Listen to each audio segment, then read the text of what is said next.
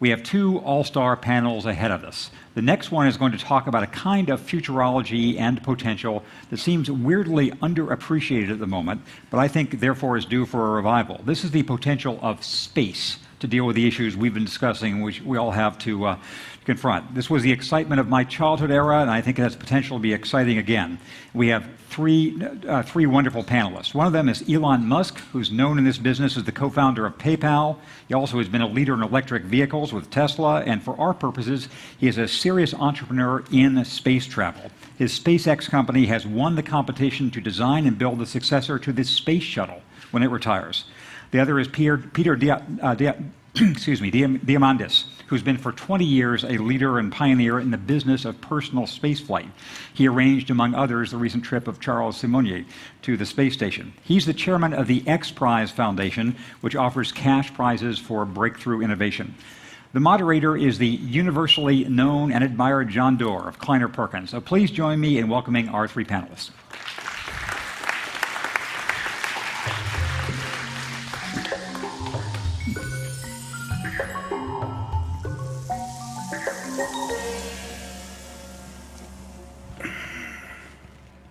Good afternoon, and it's great to see all of you, especially in an intimate setting like this. It's going to be fun. We're talking with two amazing entrepreneurs, two rocket scientists, two visionaries, and a struggling venture capitalist who's always looking for great entrepreneurs like I'm seated next to today. Peter Diamandis is the head of the X Prize organization. He's an adventure capitalist in his own right, and we'll hear in a moment about the innovation that he's been able to inspire with a very innovative way of getting corporations, not just individuals, to go after great grand challenges. Besides the X Prize, he's also the founder of Zero Gravity Company and another firm called Space Adventures. We'll hear from him in just a second. And then we have Elon Musk, who is a founder of PayPal and now the chairman of Tesla and of Solar City, but has come with us today to talk about Mars and why we would go to Mars. So as we begin these conversations, I understand you can text questions. You can start doing that right now, so we cover them in our conversation. And I've asked both Peter and Elon to kick things off by telling us one thing about themselves that almost no one knows. Great. I guess at the age of 8 or 9 years old, I probably had about 20 pounds of potassium perchlorate, sodium, magnesium, potassium nitrate. I was probably a teenage or a sub-teenage terrorist. I'd be arrested on the spot right now. I used to build my own rockets, and I'd get 5-pound boxes of potassium perchlorate, which has a great, it generates its own oxygen. It's so you can blow it up underwater. It's really cool. And what was the most explosive event? My friend blew up his hand. He's fine, but second-degree burns. It's hydrophilic, so he was crushing it. And did you provide him the gunpowder? We were sort of building our rockets together. Yeah. Rocket boys. Elon? Wow, I had almost exactly the same experience. And a friend of mine also burned his hand. Wow. But tell us something else about you. So I've been to Burning Man 9 times, and I have an electric rocket art car. Burning Man 9 times, and an electric rocket art car. Yeah. Did you take that to Burning Man? Yeah, absolutely. Did it come back? I think so. Did it win an X Prize while it was there? yeah, in a manner of speaking. Yeah, very cool. So there's a common theme here. They're crazy, and they're both interested in space. Why space? Well, I think that everything we hold of value on this planet, metals, minerals, energy, real estate, is in near infinite quantities in space. The first trillionaires will be made in space. And I think I don't want to steal Elon's thunder, but I think it's a moral obligation for the human race, some small percentage of us, to be thinking about where humanity needs to go next. I have two halves of my life, if I can just speak for that before entering this video. One is the X Prize Foundation, in which we look at what are the biggest challenges we have in humanity. What are the problems? And how can we incentivize those with a large cash prize that says, I don't care where you're from, where you went to school, what you've ever done, if you solve this problem, you win the money. And we did that first with the Ansari X Prize for spaceflight that no one believed it could be done. In fact, we funded it with a hole-in-one insurance policy because the insurance company believed it was impossible it would ever be won. And we have 4 areas: exploration. We are doing space with the Google Lunar X Prize. Google's the sponsor of that. As Sylvia knows, we're going down to oceans, and she's chairing our Oceans X Prize steering committee. Thank you, Sylvia. In life sciences, we have an active prize called the Archon X Prize for genomics. First person to sequence 100 genomes in 10 days, and Craig Venters are heading that up. And then energy, the environment, and global development. And my other half of my life is trying to create the markets in space, taking people there. So we fly people in zero-gravity flights and in orbital flights to the space station. And do you give miles?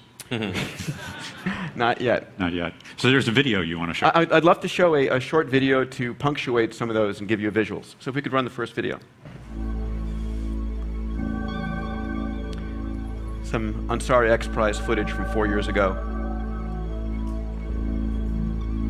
So this is Spaceship One flying on second time to 100 kilometers, built by Burt Rutan, funded by Paul Allen. We had $100 million spent to win a $10 million prize, and there's been arguably over $1 billion invested. We have our Lunar Lander Challenge. John Carmack, you might know, is going after this. This is launching capabilities equivalent to landing on the lunar surface. And of course, the $30 million Google Lunar X Prize. We have, at this point, 13 registered teams. We've had over 1,200 teams from 70 countries around the world. And this is, all you have to do is go to the moon, land, send back a mooncast, row for a half a kilometer, and send back another mooncast. Mentioned Zero G. Here we are. We flew Stephen Hawking last year out of the Kennedy Space Center. Some images of him. He had an amazing time. We planned to do 1 parabola. We ended up doing 8. Somebody you know who's been flying with us before. And on the orbital side, we've flown 5 people to orbit to the space station with the Russian Soyuz. Here it is. Our 6th customer is going up next month. And this is really, can we create the marketplace and get it out of the hands of the government into the commercial markets? So. Can we? Oh, absolutely. No question about it. It's just a matter of creating the marketplace that brings capital like yours into it. It's creating the gold rush and the land rush again. There is huge value. An average half-kilometer asteroid is worth something like $20 trillion. But we'll get to that later. We'll come back to that. We'll come back to that. Elon, why space? Sure. So I think space is extremely important. But first you have to go to the definition of importance and say, why is anything important? And if you use the lens of history and you zoom out far, I think you can distinguish the less important from the more important. And if you zoom out really far and look at the 4 billion year history of Earth and the evolution of life itself, and say, what are the major milestones in the evolution of life itself? I mean, obviously there's single-celled life, multicellular life, there's differentiation of plants and animals, there's life going from the oceans to land, there's mammals and consciousness. There's maybe half a dozen or so really big milestones in the history of life. And I think on that scale, it would also fit the extension of life to multiple planets. It would be at least as important as life going from the oceans to land, and arguably more important because you could easily, if you're going from oceans to land and got a lot uncomfortable on the land, you could jump back in the water. But that's not something you could do with going to another planet. In fact, I think extending life to multiple planets really requires consciousness as a precursor. So if we've got something that's so important that it would fit on it'd be one of the half dozen or so most important milestones in the history of life itself, that's pretty darn important. And it goes beyond the parochial concerns of humanity. It's something that is of importance to life in general. So that's why I think it's important to do. And this is the first time in the 4 billion year history of Earth that it's been possible. So how long will it remain possible? I mean, if things go well, obviously it will be possible for a long time. But if things if something unfortunate were to happen, that tiny window that just opened for the first time in 4 billion years could close. So your notion of space and time is we got to get there now and be able to stay there. Yes. Because we may not be able to go there again. Yes, exactly. I'm actually an optimist, so I actually think that things will go fairly well on Earth. And this is not to suggest complacency, because there are very important issues, the climate being probably number one in terms of earthly issues. Yeah. But I think if this is the first time in 4 billion years that life has had the possibility of doing that, yeah, we should take advantage of that little window, and just in case it does close, because extending to multiple planets gives us the surest chance of life lasting for a very long time, because there's always the possibility, certainly life as we know it, of some either natural disaster or potentially man-made disaster that extinguishes life, and that would be bad. Probably. Probably so. Yeah. You have a video you wanted to show us? Yeah, absolutely. We can roll this is a SpaceX video, which is it was actually done by SpaceX in collaboration with NASA, so I don't know if we can play it. But We roll video 2 from space. Thank you. yeah. So this is courtesy of NASA, who paid for the video. The launch pad you see there is Launch Pad 40 at Cape Canaveral. So that's where we'll be launching our big rocket, the Falcon 9. Next year will be the maiden launch. Here doing stage separation, second stage ignition, and then separation of the Dragon spacecraft from the second stage. Now approaching the International Space Station. This is a real physics simulation, so this is not an artist's impression or something like that. This is all the real engineering solid models of the station and of the rockets, and with real physics involved. So. What does it cost to make one of these rockets, the Falcon? Well, the price in high volume. well, it could be much lower cost in high volume, but the price for Falcon 9, the booster, is about $40 million, and it's actually about the same for the Dragon spacecraft, because there's a lot of complex avionics and docking systems and so forth, even though it's relatively small, which is not too bad. I mean, it's comparable to a corporate jet. Right. And actually, in the world of rocketry, It's a bargain. That's a really Elon, low how much cost. would you pay for a Lockheed or a Boeing booster of the same capability? About 160 million. That's Right. pretty good. So we're about a fourfold difference from 75% off. Yeah, absolutely. And this is a for-profit business. It is. In fact, we've been profitable for the last 2 years. Really? Yeah. So let's go to that may be the neatest trick in rocketry. Let's go to this original question, why space, from the following lens. We're going to hear in a little bit from Al Gore, we have a planet that is in peril. Yeah. Can you connect the climate crisis to space? Or are they really separate Well, agendas in your life? definitely if we are able to establish life on another planet, which is like Mars is the only realistic possibility, and it's very difficult. It requires us to learn a lot about climate and maintaining the climate equilibrium. So there's a huge amount of that we'd learn in trying to establish life in a hostile environment, Right. that we could translate back to Earth. So I think there is that connection. Yeah. And then of course, if things do really go to hell in a handbasket here, at least a few of us life is there. not. We've backed up the biosphere, But you're not more concerned about the primary store here? Well, I think the most important earthly problem is climate. Yeah. But if forced to choose, I would say establishment of multiple planets is more important. But this is sort of like saying, do you like your mom or your dad more? It's somewhat of a awful choice to make. So. Correct. The two of you disagree on one thing, and you're very excited about Mars, and you're very excited about Getting out of the gravity well of Earth, I think. zero gravity. Well, basically, getting out of the gravity well of Earth and being able to build the biospheres, the facilities, if you would. There's a line of work by Gerard K. O'Neill talking about building civilizations and such out of the asteroids and the asteroid belts, and instead of getting back into the biosphere or the deep gravity well of another planet. But once you can do one, you can do pretty much the other. I think if you're trying to solve all of Earth's problems within the constraints that we have, you're limiting yourself where you don't need to. We don't have the resources we need to bring everybody on the planet up to the standards of living that we have here in America. And I think that being able to look at space the same way that we looked at Alaska, we purchased Alaska in 1800, Seward's Folly, as this distant, desolate wasteland. And then we build the roads to get there, and now we extract energy. The bridges. To nowhere. To nowhere, and to Russia. It's very close by.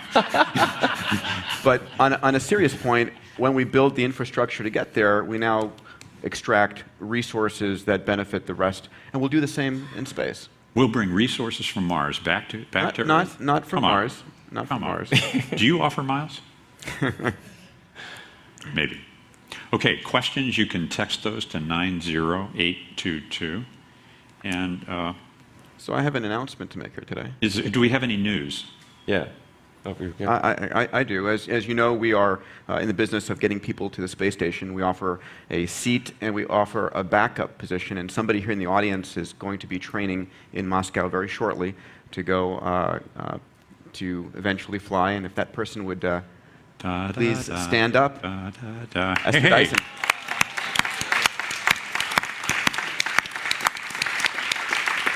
So we are looking forward to offering Esther frequent flyer miles as she goes to Moscow to train. Esther, what were you thinking when you decided to buy that? Can we have a microphone here, please? Thank you very much. Oh, right there. Excellent. Well, when I was growing up, I fully expected to go to the moon, but I didn't think I'd need to do anything in particular to do it. And then I got distracted by some other interesting things. And now I have the chance to not yet to go up. But you know the old joke about God, please let me win the lottery. And God says, so did you buy a ticket? And I'm buying a lottery ticket. It's only a backup because I can't afford the 40 million, Peter. Maybe it will go down with volume. But you should remember that Anusha Ansari was the backup for Japanese, and he got ill, and she went to orbit. I'm remembering. One out of 5 chance. It's pretty good. Is the backup deposit applicable to a full flight? The backup deposit, that vehicle. It should be. The vehicle is going with or without, and we'll cut Esther a good deal. All right. It depends on the timing. Okay. Very, very cool. Any other news? Elon, sure. what's late-breaking neuse? Yeah, well, actually, one thing I forgot to mention is like the naming of Falcon 9 and Dragon. You know, why would you name a booster Falcon and one Dragon? So Falcon's named after the Millennium Falcon from Star Wars, right. Because Falcon can do the Kessel run in 7 parsecs. Wookiee. Yeah. And then Dragon was actually named after Puff the Magic Dragon. Because so many people thought I was smoking weed to do this venture. So. And the next name will be? Yeah, good question. Yeah. I don't know, but something like that. A suggestion: nominations for the name of the next spacecraft. You just put your hand in the air, shout it out. Yes, Bristol. Bristol. Why Bristol? Palin. Palin. There's a good name. Back there. Yes, Larry Brilliant. Lucy in the sky. Okay, so we have some questions. Yes? Actually, sorry, and there is a news item, which is that the next Falcon 1 launch is on the launch pad on our island in the Kwajalein Atoll. On the pad now? Yeah, on the pad right now. There was one that went up that didn't go all the way. We've had 3 sort of test launches so far. The Flight 2 and 3 made it to space, but not to full orbital velocity. So we're hoping Flight 4 makes it to full orbital velocity. And we've not yet put out a press release or anything, but we'll publish something on the website probably later today that the next Falcon 1 flight is on the launch pad on our island in the Kwajalein Atoll, and that it will be launching in about a week. Excellent. Well, you heard it here first. Let's go to some questions. Here's to Elon. When will there be life on Mars? Oh, when? I think it's possible we could send the first people to Mars within 15 to 20 years. And what do you think it will cost then when people are buying tickets to Mars? It's heavily dependent on the launch rate and whether we're able to make a fully reusable launch system. In fact, the fundamental breakthrough that's necessary to extend life beyond Earth is a reusable launch system, and that's never been achieved, even for low Earth orbit. Yeah. No one has ever made a reusable system. And Is Jeff Bezos building a reusable launch system? Blue Yeah. Ocean or whatever that is? I think he is. I mean, Jeff and I have almost exactly the same philosophy as far as the importance of extending life beyond Earth. Yeah. But what Jeff's doing is suborbital, and suborbital is much easier than orbital. In fact, to give some sense for this, to do a suborbital flight, you need to get to about Mach 3. Mm-hmm. To do an orbital flight, and that's just below Earth orbit, you need to get Mach 25. Wow. But the energy required goes as the square of the velocity. Right. So you only need 9 units of energy in one case and 625 hardly units of even energy. in the business, right? Yeah, basically you need less than 2% of the energy to get to do a suborbital flight. Yeah. And then, of course, if you want to re-enter and be alive, you need to shield yourself against that energy because you come in like a meteor. Like a meteor or an Yeah. asteroid, which actually goes to the next topic. Peter, you said something about an asteroid is worth $1 trillion, which got my attention. These things regularly come in and burn up, don't they? Or those are they do. meteorites. No, we're basically bombarded by small Small rocks asteroids. that burn up in the atmosphere. But there's millions of asteroids of various sizes. Some become very close to the Earth. And they come in different shapes, flavors, and sizes. Some are carbonaceous chondrites, which are dirty ice balls. Others are nickel iron. And some of them are basically past planetary cores that have on the order of a 50,000 time enrichment in platinum group metals over our platinum mines here. And an average half-kilometer size asteroid of that type is worth somewhere between $20 to $30 trillion. Now, my plan is... Do we have that much demand for platinum? Well, my plan is actually to buy puts on the market and announce the mission, and then finance it and go. But a half-kilometer asteroid of that type represents all the platinum that's been mined to date. Are your transactions going to be federally insured? So, do you guys believe in life on other planets? Do you mean, do I believe that there is life? Yeah. I think there's a high probability of some kind of primitive life form somewhere on other planets, but it's most likely bacterial. If you look at the history of life on Earth, it was really pretty much simple, single-celled primitive bacteria for the vast majority of the time, and then there was a sudden explosion into multicellular and more complex life forms. But do I believe there's intelligent life out there that's perhaps within reasonable or any kind of possible reach of Earth? No, I meant anywhere. Okay, anywhere in the entire universe? That's right. It's probably more likely than not, but that's a complete guess. Complete guess. Sorry? Complete guess. I hope there is, but we have no evidence right now of any life whatsoever other than on Earth. I think life's ubiquitous in the universe. I think it is a force of nature. If you look at the elements required to form life, like human life, we had that 2 billion years into the evolution of our stars. Our planets started basically 10 billion years ago. It's 5 billion years. We have intelligent life 4.5 billion years into our process. So life could have had an 8 billion year head start in other parts of the universe. So I think it's ubiquitous. I think that's a long conversation. But where are they? We don't talk Among to little us. bacteria in the... Let me come back to imperiled planet Earth. What can we learn from what you're doing that's directly applicable to the climate crisis? Right now, in the space stuff, Yeah. well, definitely, space has been very helpful in assessing the state of the climate on Earth. I mean, the satellites up there that measure the oceans and atmosphere have been critical to our understanding of the changes that are taking place on Earth. So, I mean, at SpaceX, we will be launching some of those satellites in the future. So I think that's perhaps in near term directly applicable stuff. Well, the conversation we just had with Vice President Gore in the green room, talking about the fact that being able to visualize Earth and do the energy balance, you can't fix what you can't measure. And so one of the very first things is to get his satellite, Triana, or some other commercial satellites up there ASAP So we have the data set to understand. Or as Andy Grove said, and Intel behaved, if you don't measure it, it doesn't matter. And it's true. Yeah. Absolutely. Let's close with the following. How about a 20-second update on Tesla? Wow, okay. Tesla, in production at 10 cars a week with the Roadster, just announced a 90-acre headquarters in San Jose. And How many have been sold? 1,200. 1,200 orders for Roadsters, 1,200. yeah. And the price is? 109,000. And if I ordered the 1,200th in one, how long would it take to get? About 10 months. 10 months. And if I multiply those numbers, I get the revenue. Yeah, probably 200 million next year or something like that. Yeah, Terra million? 200 million or 200 so, million, yeah, yeah. next year. Peter, the most exciting 2 X Prizes? The goal right now is to do something significant in the energy environment space. We're looking at, in life sciences, cancer, and healthcare. We'll be announcing something big there shortly. And so it's exciting to say, what do people care about? Where can we launch in the future very large cash prizes that change the way people view problems? Yeah. Well, let the games begin. Let the prizes be awarded. And friends, join me in thanking both Elon and Peter.